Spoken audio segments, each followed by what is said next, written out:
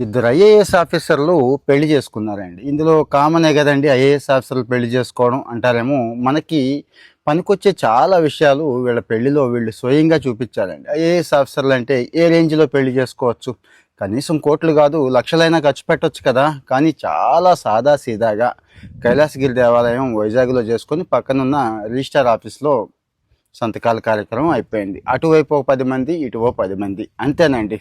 అదే మామూలు వాళ్ళం మనం మనం ఏం చేస్తామనేది చెప్పండి. ఒక ఎకరం పొలం ఉన్న రైతు అయితే ఎకరానికి ఎకరం అమ్మాల్సిందే.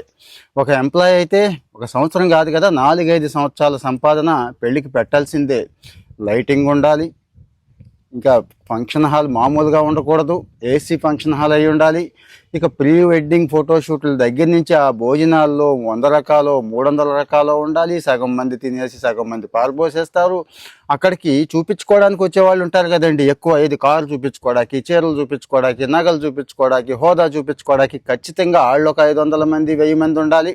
ఇక కట్నాలు కానుకలు ఇవి చెప్పక్కర్లేదండి. అంటే నేను చెప్తున్నవి చాలా కొన్ని విషయాలే. ఇంక ఎంత హడావిడి, ఎంత ఆర్భాటం, ఇవి లేకపోతే అసలు పెళ్ళే జరగని రోజులు మనకు వచ్చేసిందండి. అసలు ఈ విషయం ఎందుకు చెప్తున్నాను అంటే, ఎక్కువగా ఆత్మహత్యలకి, అంటే రైతులే కాదు మిగిలిన వాళ్ళు కూడా ఆత్మహత్యలకు కారణం అత్యంత ఎక్కువ మంది చాలా మానసిక వేదనకి గురైపోతూ, అంటే అప్పుల్లో పడిపోతున్న కారణం ఈ హడావిడి ఆర్భాటాలండి. ముఖ్యంగా ఒక పెళ్ళే కాదండి, పెళ్ళి అలాగే ఉంది, బర్త్డే కూడా క్రెడిట్ కార్డు మీదే అయిపోతూ ఉంటుంది. ఇక ఈ పెళ్ళి బర్త్డేనే కాకుండా ఇంకా చాలా ఈవెంట్లు వచ్చేసినాయి. ఇప్పుడు కొత్త కొత్త ఈవెంట్లు తెచ్చేశారండి. ఏది బాలీవుడ్ సినిమా వాళ్ళని చూసో, లేకపోతే సొమ్మన్న మహారాజులు సెలబ్రేషన్స్ ఉంటాయి కదా, చూసి అవే కావాలని అడుగుతున్నారు పిల్లలు. అలాగే ఉండాలని అంటున్నారు. అలాంటి సెట్టింగే ఉండాలి, అలాంటి ఫోటోలు వీడియోలే ఉండాలి. ఆ మాత్రం రిచ్నెస్ కనబడకపోతే లైఫ్ ఎందుకు అంటున్నారు తప్పించి, ఎంతకాలం కష్టపడి సంపాదిస్తే ఒక్క రోజులో ఒక్క పూటలో తగలేసేస్తున్నాం అంటే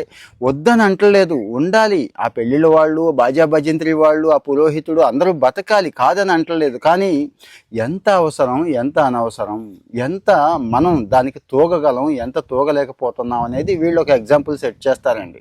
ఒక ఆదిత్య వర్మ అని చెప్పి ఆయన మేఘాలయ క్యాడరు, ఈవిడేమో మన ఆంధ్ర క్యాడరే. ఇప్పుడు పాడేరు ఐటీడీఏ పీఓగా చేస్తూ జాయింట్ కలెక్టర్ ఇన్ఛార్జిగా కూడా చేస్తున్నారు ఆవిడ. మరి వీళ్ళు సెట్ చేసిన ఎగ్జాంపుల్ మనలో చాలామందికి నచ్చదు, వాస్తవానికి రండి. కానీ నచ్చితే కాస్త ఆ మైండ్ని ట్యూన్ చేసుకోగలిగితే, అంటే మెంటల్గా ఆ స్ట్రెంగ్త్ కావాలండి. ఎవడో ఏదో అనుకుంటాడు అనుకొని ఎంతసేపు అవతలోడి కోసం బతకడమే కదా. మన జీవితకాలం అవతలోడు ఏమనుకుంటాడు, ఇంక ఇక్కడే సరిపోతుందండి. మన పరిస్థితి ఏంటి, మనం ఎక్కడ బాగుపడతాం, మనం ఎక్కడ ఇబ్బంది పడతాం ఆలోచిస్తున్నారా?